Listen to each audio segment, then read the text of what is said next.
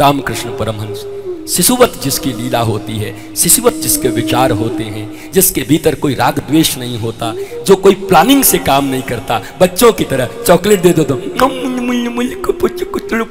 अब मार दो तो फिर चॉकलेट दे दो, कोई इसको दिक्कत नहीं। शिशु है, शिशुवत है भगवान।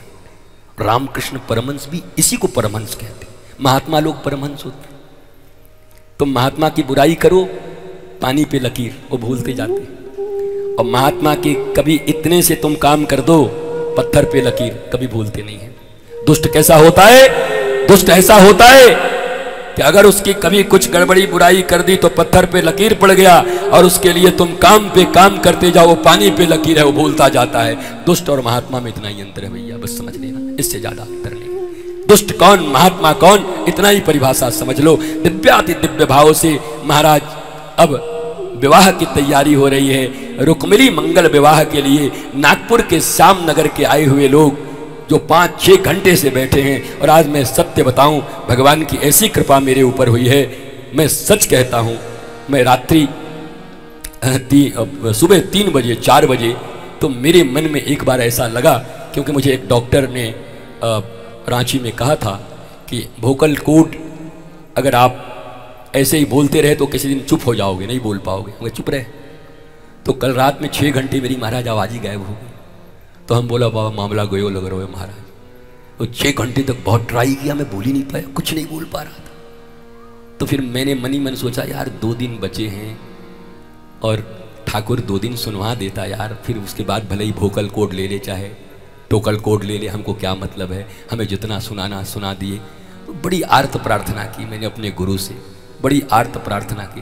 और आप यकीन मानो, मैं एक बात आपको बताता हूँ, जैसे ही मेरे मोबाइल में मेरे गुरुदेव रहते हैं तो मैंने ऑन किया, उनको रखा, उनको प्रणाम किया, और ठीक महाराज 3 से 5 मिनट के बाद फिर मेरी पहली आवाज़ निकली, वो भी राधे। मैंने ऐसे कहा राधे करके। 6 घंटे तक कुछ नहीं बोल, एक शब्द ही नहीं बोल। अब मुझे लगा मैं गया, अब नहीं बोल पाऊंगा। तो सबसे ज्यादा दुख था कथा नहीं कह पाने का।